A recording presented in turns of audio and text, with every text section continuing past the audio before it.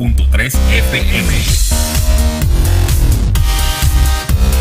Radio La Roca. This is WIPULP, Pembroke Pines, Hollywood, Fort Lauderdale, the Rock Church. Welcome to the Ryan Crossley Show. One more time, here we are. Wednesday, 9 o'clock in the morning. Welcome. This is your host, Ryan Crossley.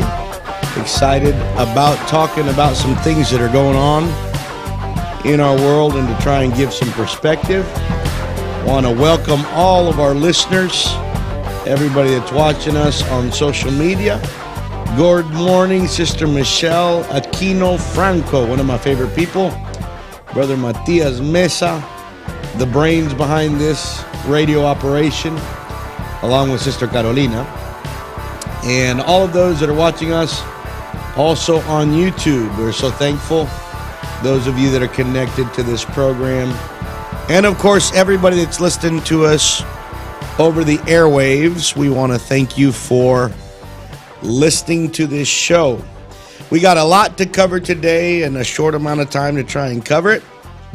And so just want to try and educate the audience for a little bit on what is going on and why you need to be aware. But first and foremost, we want to just thank God for this day, life, liberty, and the pursuit of happiness. Now, those things might be under attack, but that is what we are thankful for. We're thankful for life, liberty, and the pursuit of happiness. Well, yesterday here in Florida, we had a special election for congressman. And so we are thankful for that opportunity to exercise our rights as American citizens.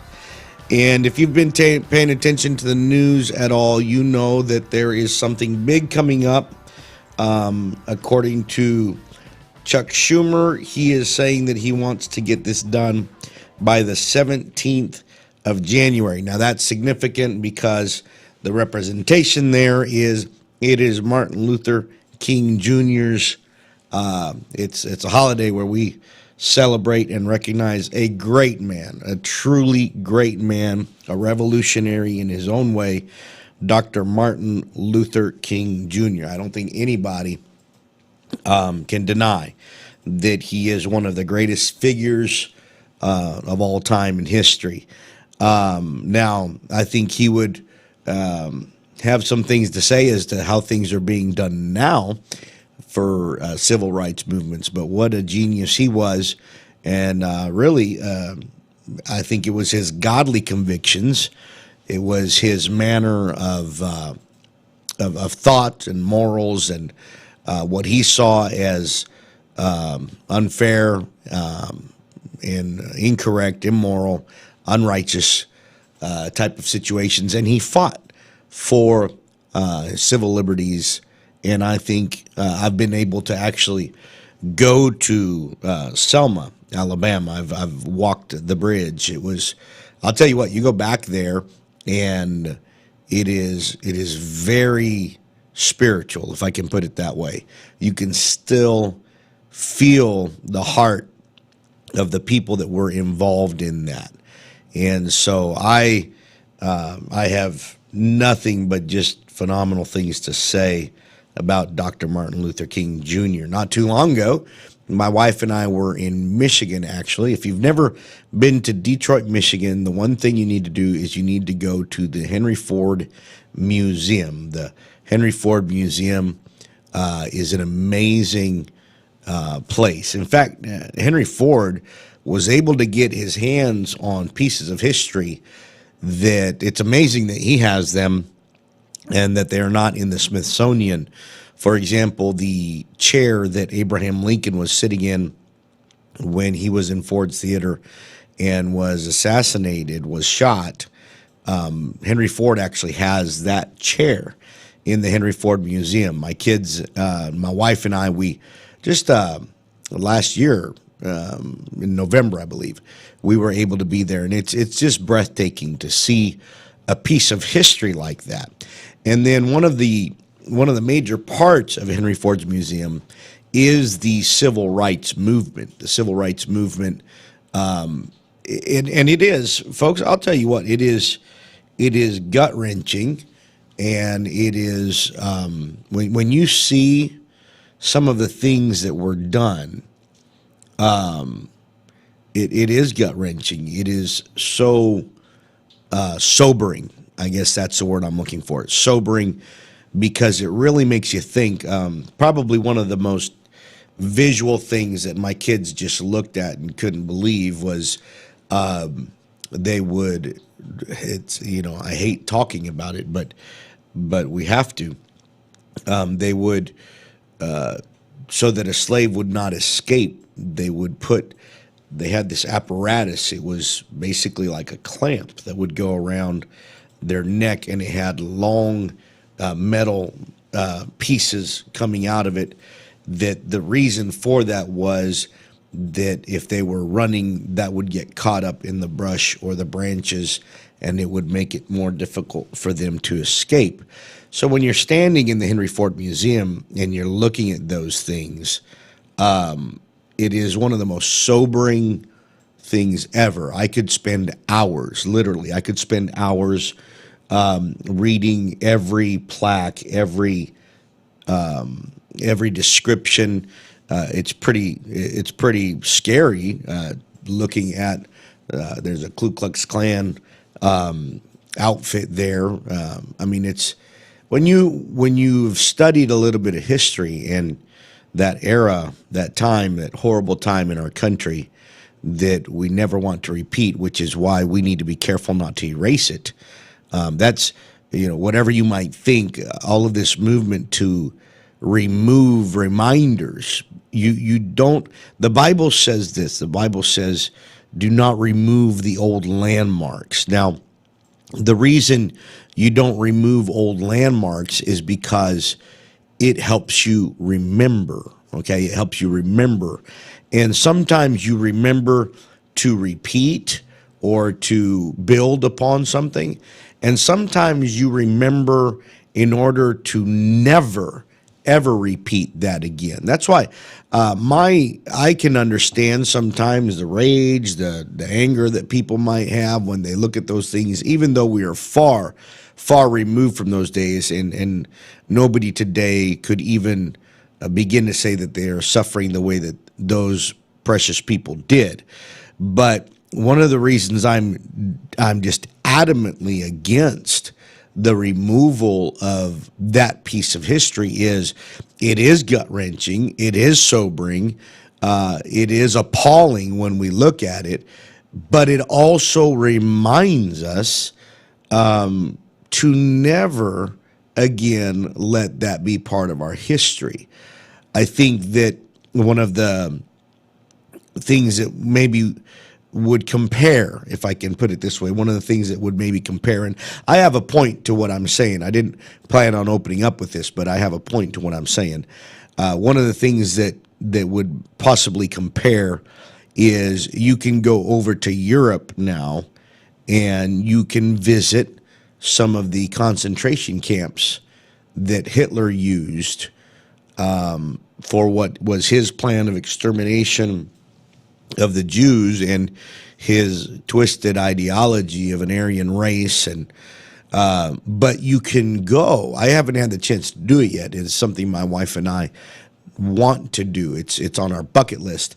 But you can go over to Europe and you can visit these concentration camps in several different areas where they were, and it's they haven't tried to erase that, is what I'm trying to say. They haven't tried to tear them down or say these didn't exist. They are there.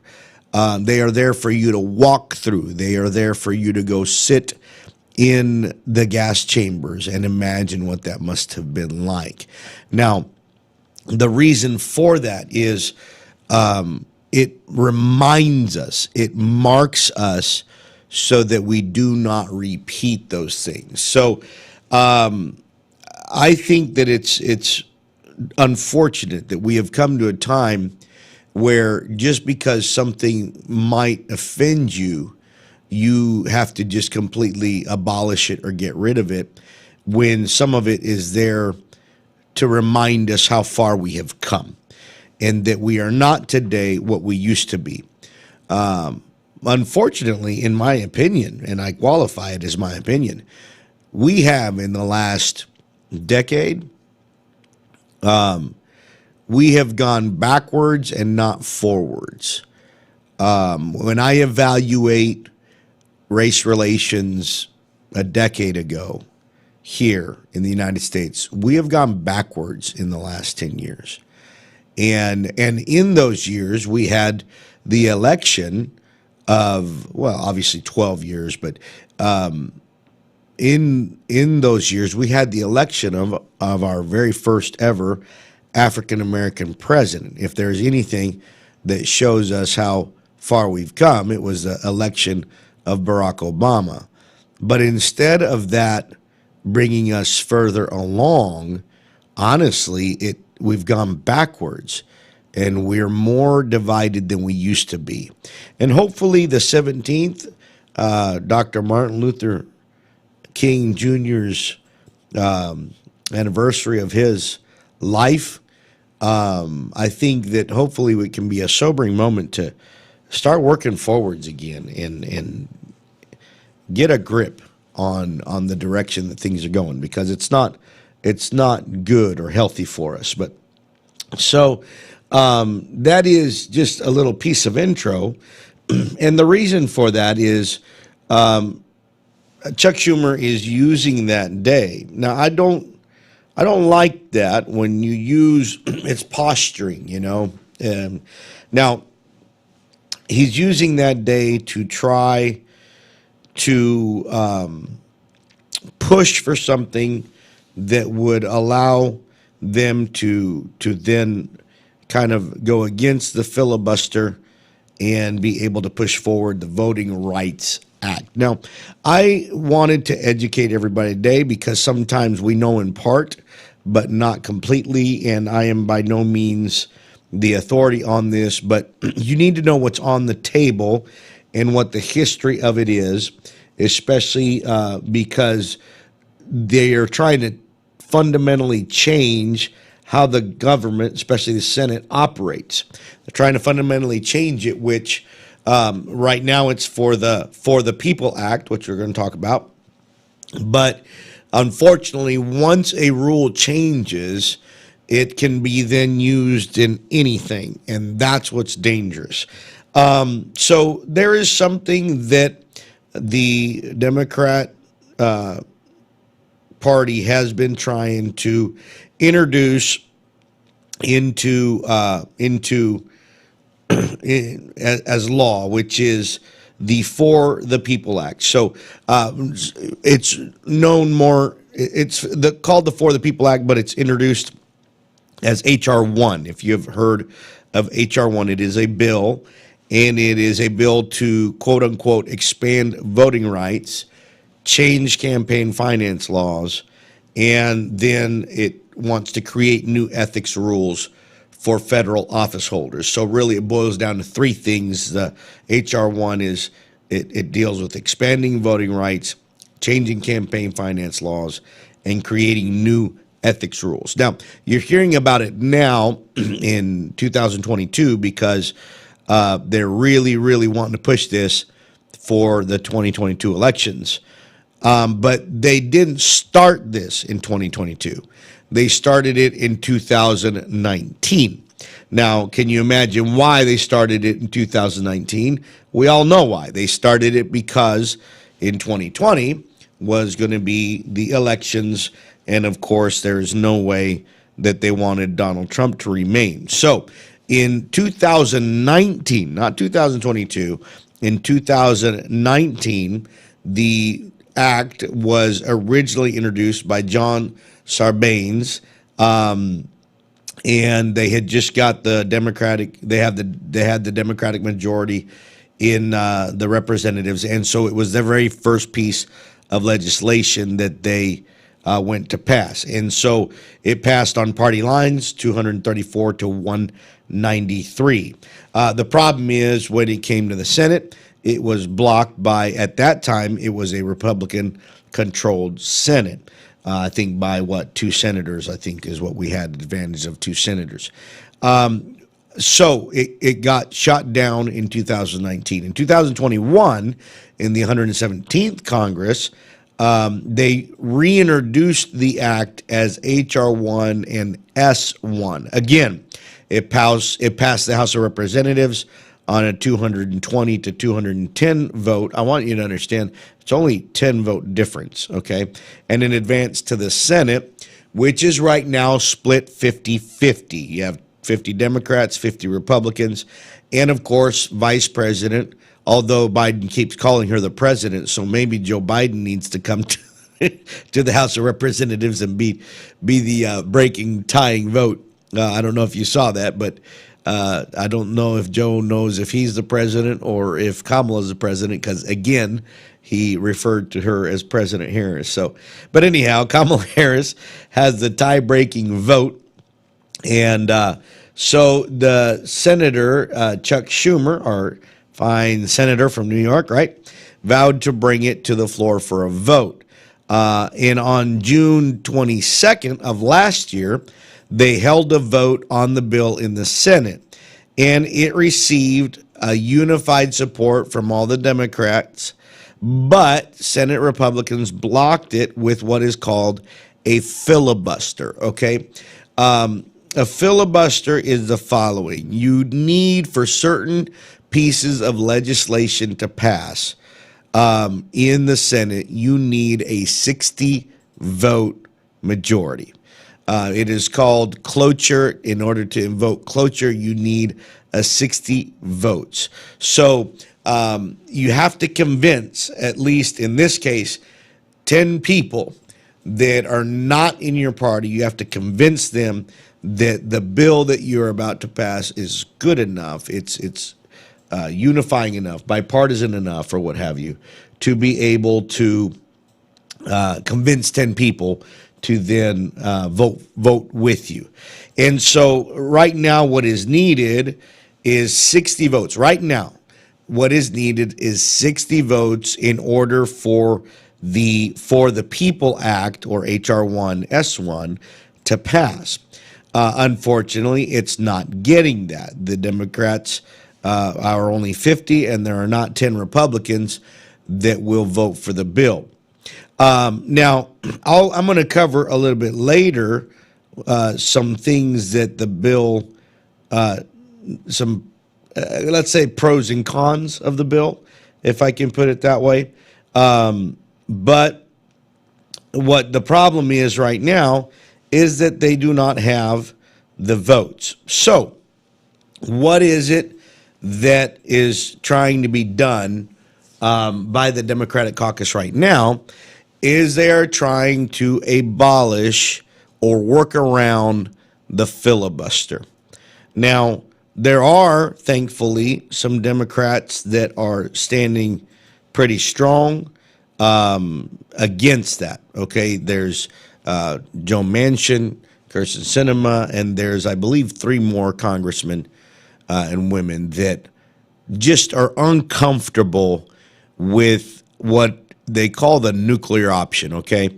Now, this has already bit the Democrats in the backside before, because they used the nuclear option during the Obama years to move forward some things that the Republicans didn't want. And so then later, when it came to the approval of the justices for the Supreme Court, the Republicans kind of,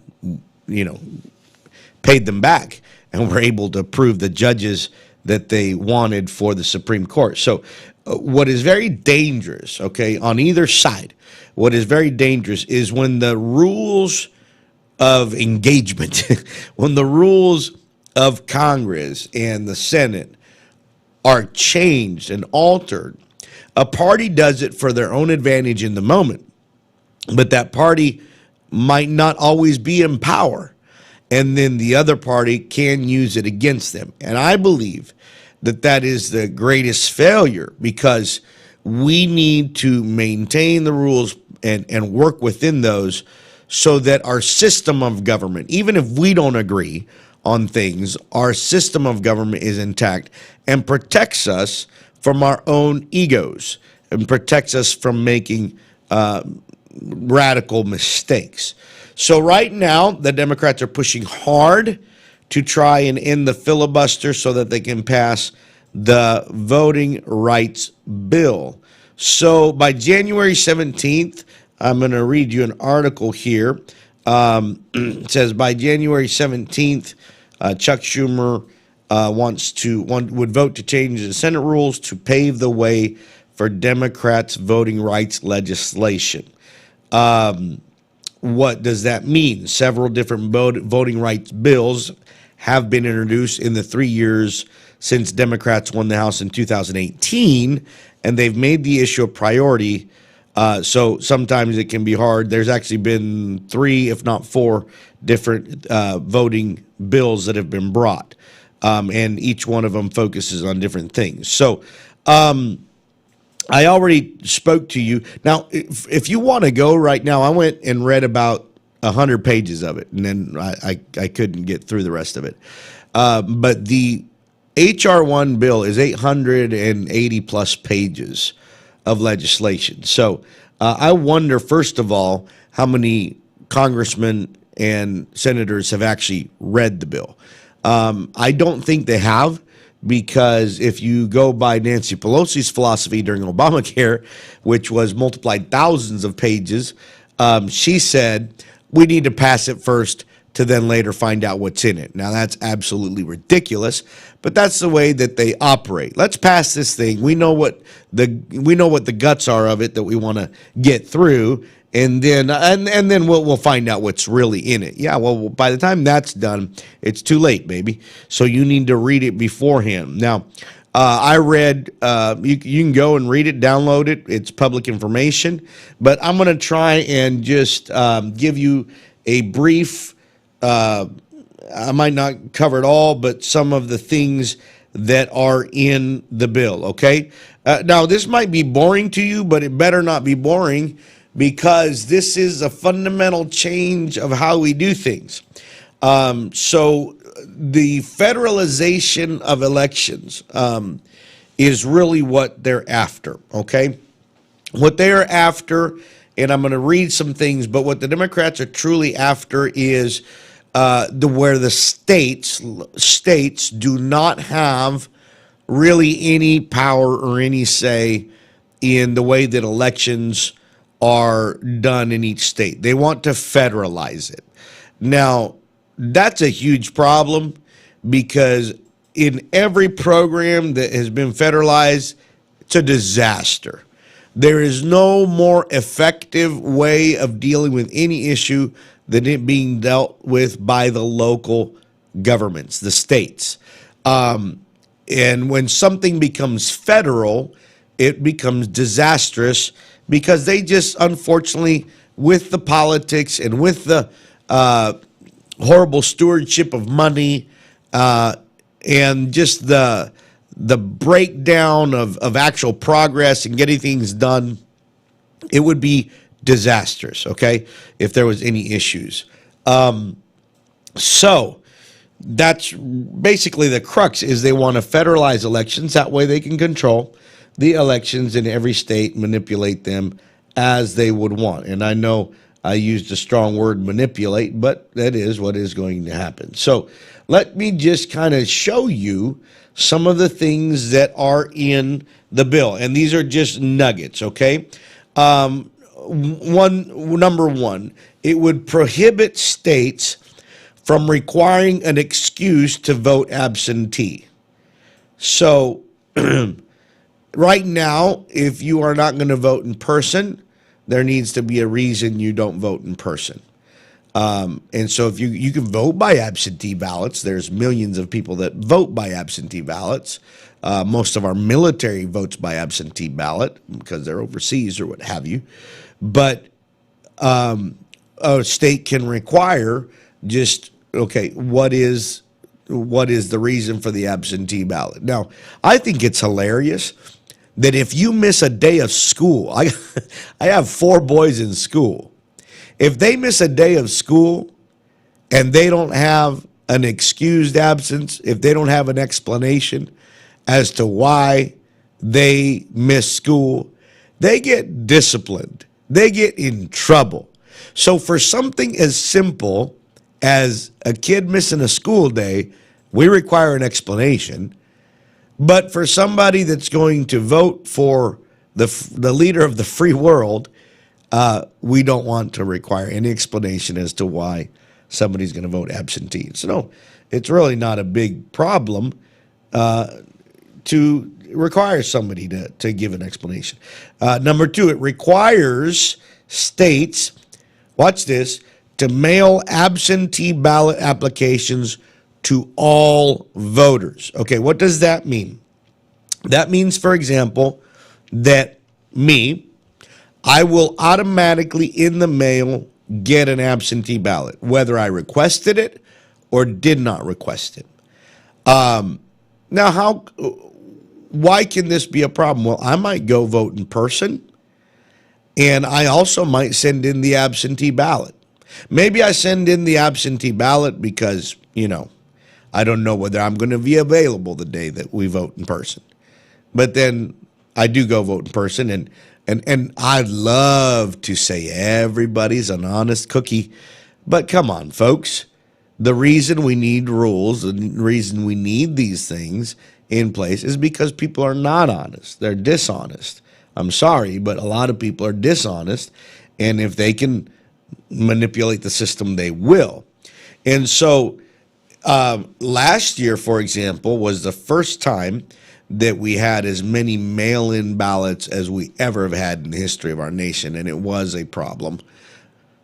And there was a lot of fraud that took place, and the problem with that is, you send absentee ballots to everybody in the state, then you're going to get a lot of double voting, and you're going to get a lot of fraud. So, again, it would also prohibit states from requiring absentee ballots to be notarized or have witness signatures. Okay, so now we are going to send absentee ballots to everybody, and we're not going to require them to have that ballot, witnessed, that or notarized. No, we're not going to have that.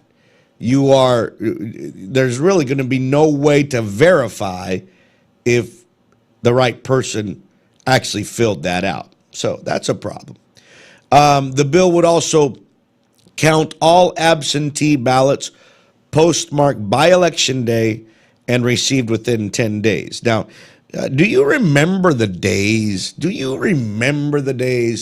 Where you would go to sleep on election night and you would hear the speech of acceptance and the speech of concession before you went to bed?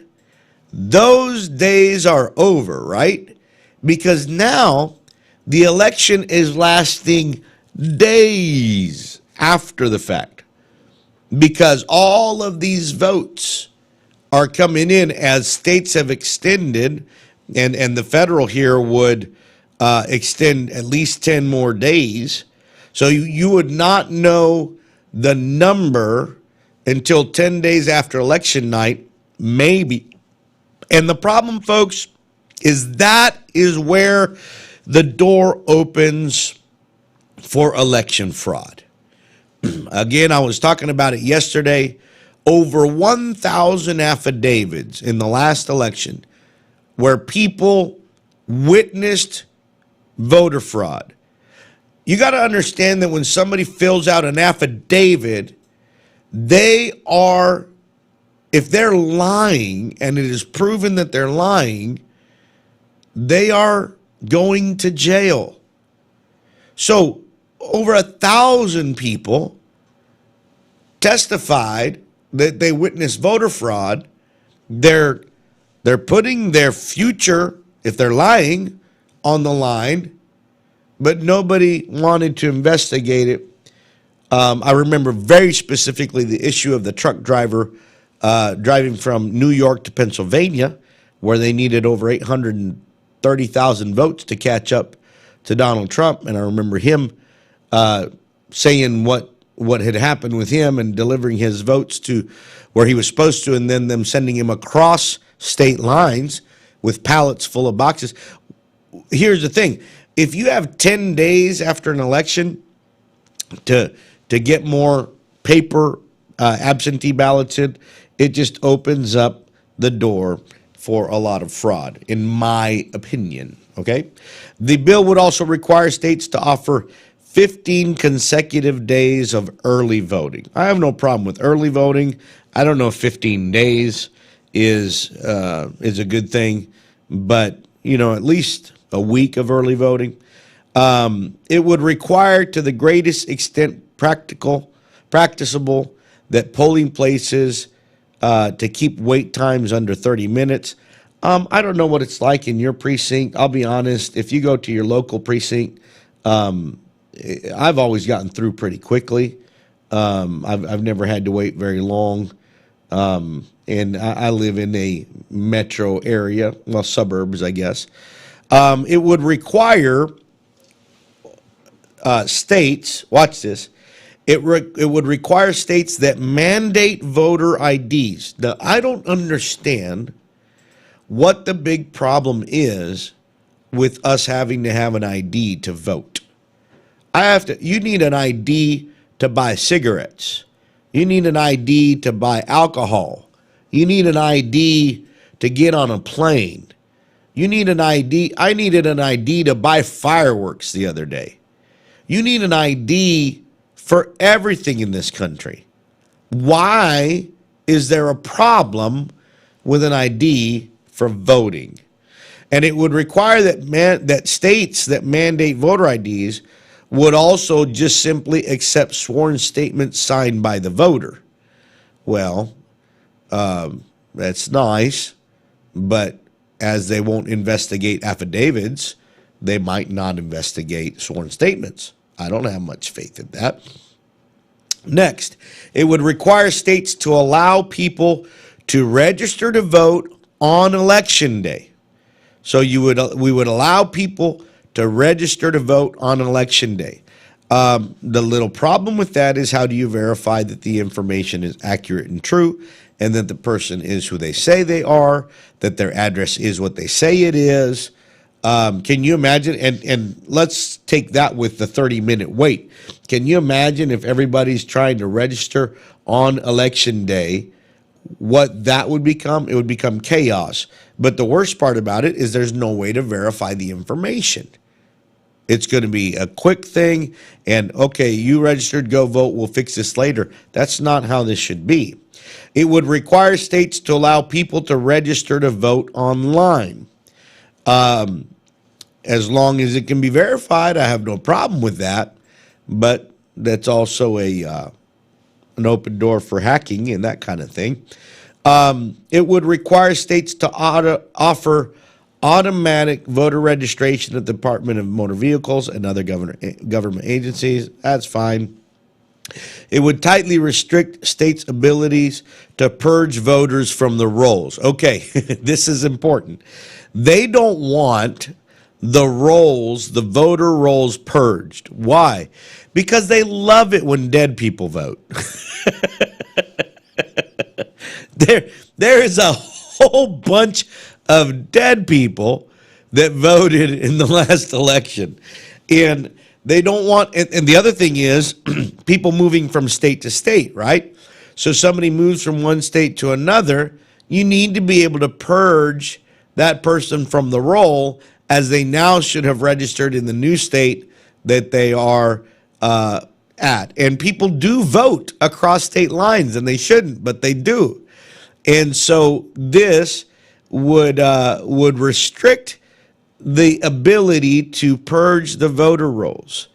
I mean, how many people would need to be purged from a role every year? I think quite a few when you think about people that pass away and people that move across state lines or move out of the country, and they're wanting to make it much more difficult to purge the voters from the rolls. Of course, why? Because if there's a name on there, if they don't vote, but let's say Joe Blow died, okay, I'm his neighbor or what have you. What's going to happen if he's still on the voter rolls and the states are required to send absentee ballots out automatically? Joe Blow is going to get a absentee ballot, and I can fill it out for Joe. And because Joe is not purged from the voter rolls, dead Joe is going to have a vote in the elections. This kind of stuff can happen if we restrict the ability to purge the rolls. So these are things that, the problem that we have is that the left wants to present it as though just because we want to require some things so that we know who's voting and that they're eligible to vote, they immediately cry out racism, like somehow you're trying to limit somebody because of the color of their skin. And that's where I think Dr. Martin Luther King Jr. would be appalled at that argument, because anybody of any color, any race, any creed, if you are an American citizen and if you are over 18 years old and you don't have a felony, you can vote. You have a right to vote. And so there's nobody stopping you. There's nobody restricting you.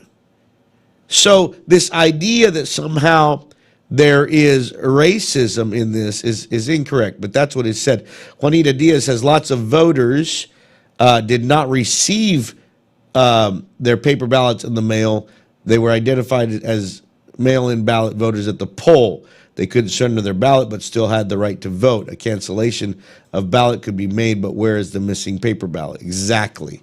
So there was a lot of that kind of stuff going on in the last election. And this, I know I'm taking time to explain it, but it's important because they're going to try and abolish the filibuster, which is a way of government for us, a way of governing, a way of protecting the minority voice.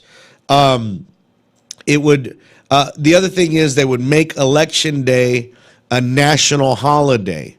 Now, I was reading in another article that the Election Day obviously being made a national holiday would be a federal holiday. That would mean that all federal employees would immediately get the day off because it would be a national holiday. The only sidebar to that is most of the time on federal holidays, there are a lot of private companies that still work. They're not federal employees, they're in the private sector. And so I would like to know how that's going to work out, because then, I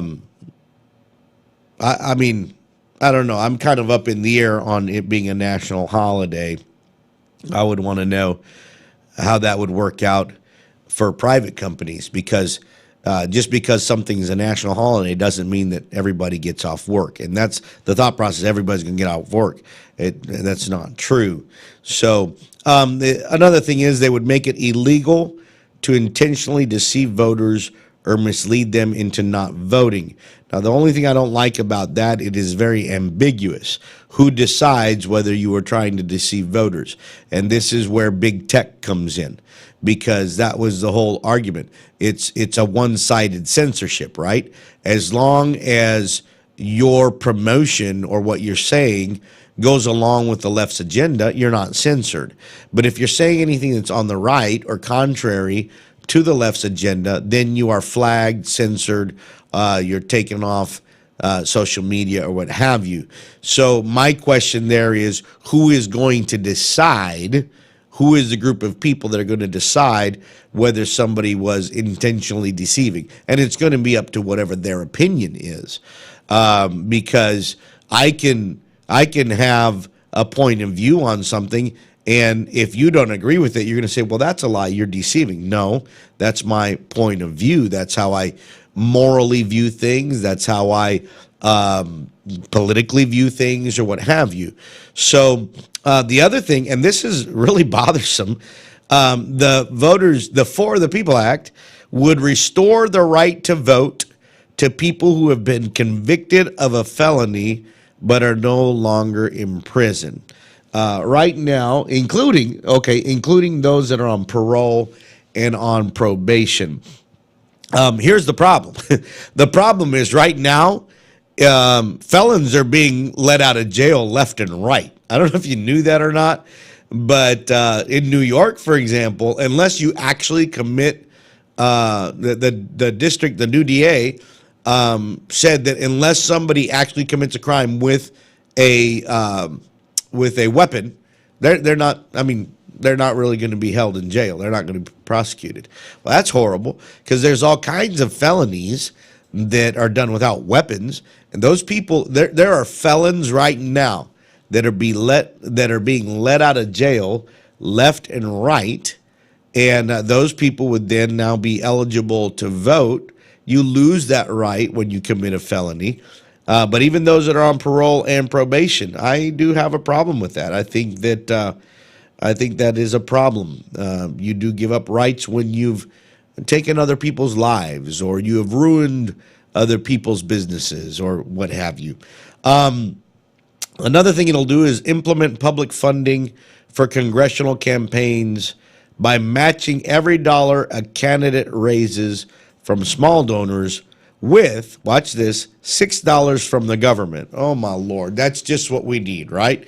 That's just what we need. The government, oh, my goodness, the government funding congressional campaigns. I mean, come on. When does it stop? So if I give $1 to a candidate, then $6 comes from the government to match that.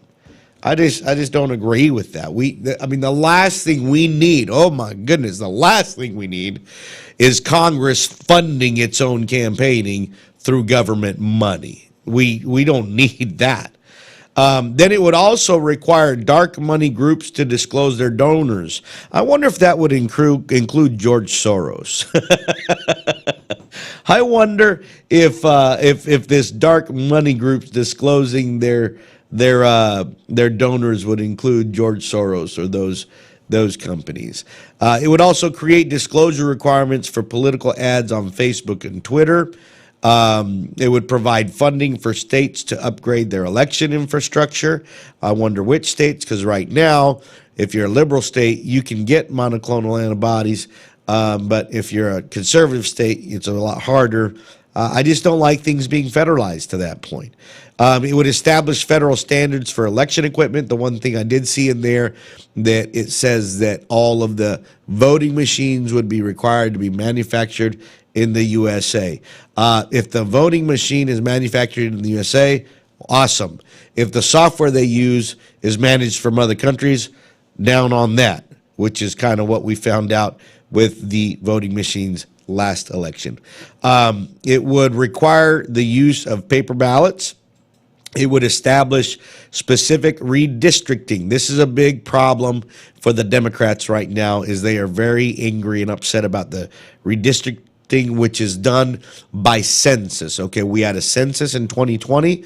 Every time there's a census, there's redistricting. And the reason there's redistricting, it is based on the shifts in population in different areas to reflect those areas as fair as possible. So they want to redo that criteria to get fair maps according to them, and require nonpartisan redistricting commissions in every state. One of the things that is very true is the Democrats have a lot of power on the national level, and in certain states they're very strong.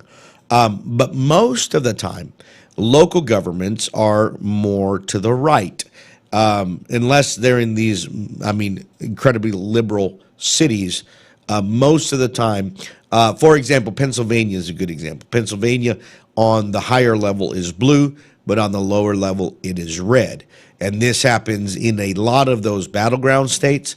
They are, for example, Georgia is really, I don't care what you say, is a red state in its local government. So they want to kind of take that away from the local governments because they're afraid of what they consider partisanship in that.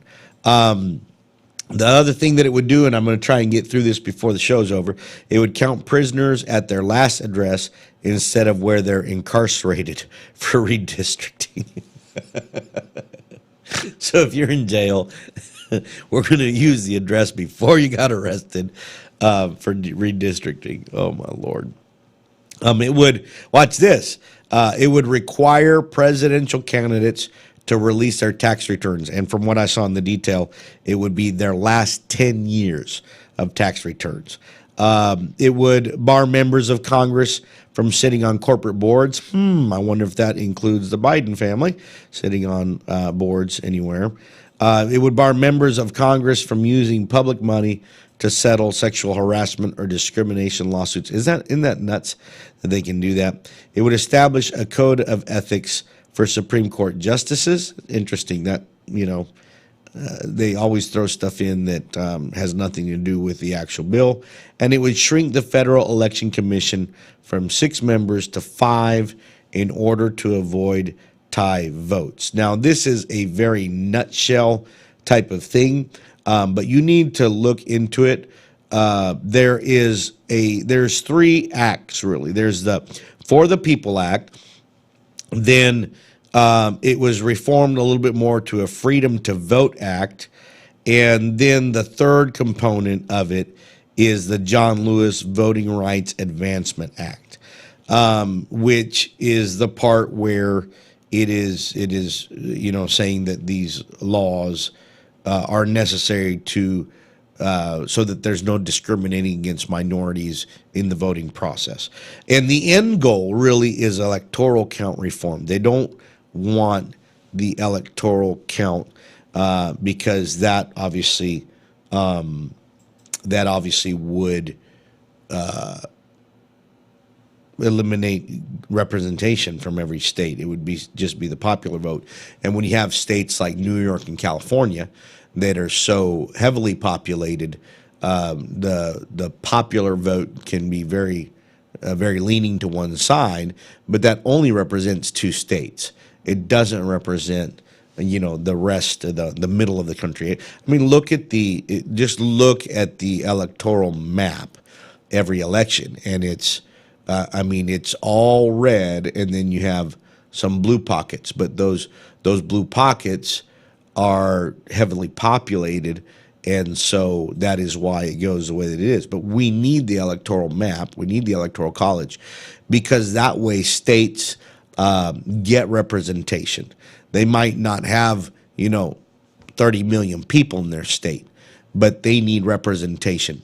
In fact, I don't know if you know this or not, but according to the original Constitution, there needed to be a House representative for every 30,000 people.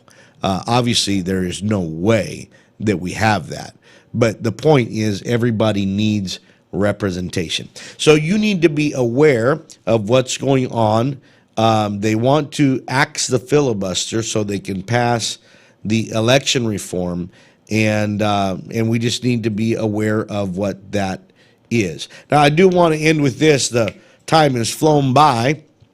You need to, first of all, exercise your right to vote. Make sure you register ahead of time because up till now, the states still are able to control a lot of the voting laws in their states. But we need to exercise our rights, and we need to call our representatives and make sure they stand strong in this thing. Last thing I want to say, and it's maybe I was thinking about this in this morning. If you lie, if you are a habitual liar, dishonest, eventually it begins to unravel. And one of the things that we are seeing right now is the unraveling of so many lies that have been told, so many untruths that have been told over the last 2 years. The other scripture that came to mind is where it says that pride cometh before destruction and a haughty spirit before the fall. When you get to a point to where you think you are smarter than everybody else, you are bigger than everybody else, you are better than everybody else, when you are arrogant in that manner, it is just a matter of time before the fall comes, before it all unravels. And we are watching right now. Please pay attention. We are watching right now the unraveling of so many things that we have been told over the last 2 years that have been incorrect. And what am I talking about? I am talking about the entire COVID-19 handling by Dr. Fauci and so many others in the administration. It is unraveling before our eyes. The things that they said, knowing that they were wrong, are now being proven that they were wrong. But I'll tell you what, when somebody is egocentric, when somebody is arrogant, they will not back down, even though you have audio and video of them saying one thing and then another thing being proven.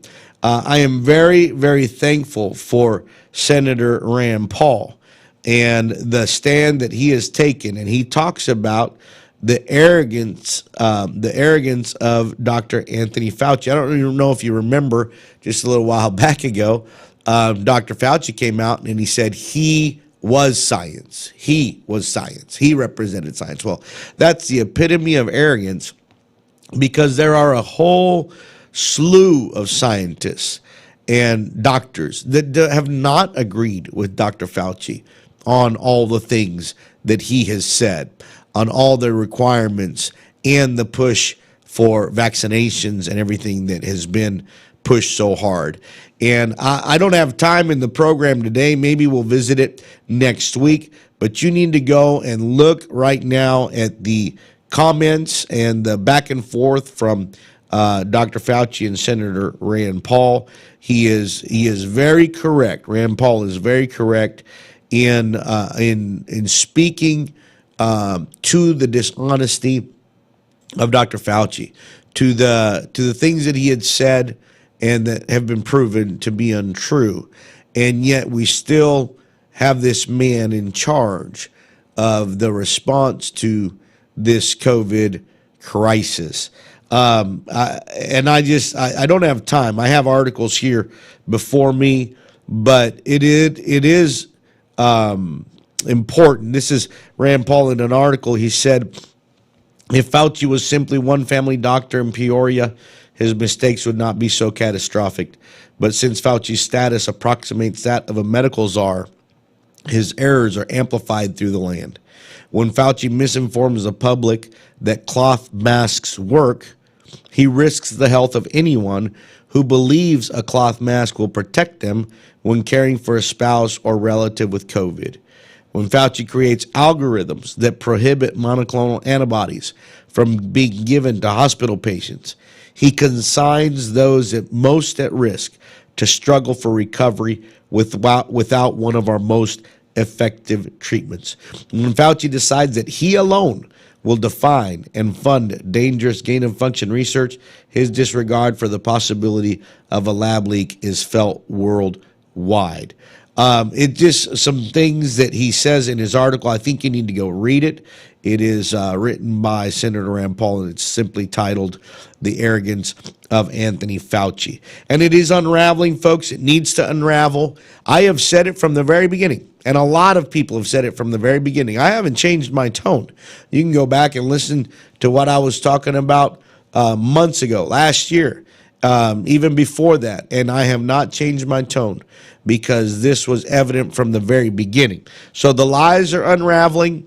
It is all beginning to turn, and I hope that when it is all said and done, those that need to be held accountable are held accountable, because this has dealt with lives of people, and it has affected families, friends, businesses, our nation and the world. And so we need to hopefully get some answers and get some accountability. Well, the time has absolutely flown by today. I didn't get to half of what I wanted to get to, but please pay attention this week to the voter rights bill and what's happening in the Senate. Do what you can to inform yourself and to be a voice. And it has been an honor and a privilege to be with you once again here on the Ryan Crossley Show. We'll just keep moving forward, keep trying to keep everyone informed, give the opinions that we need to give and help you. And we ask that God would bless you, God bless your family, and have a great Wednesday. We'll see you next week here on the Ryan Crossley Show. God bless you. God bless America.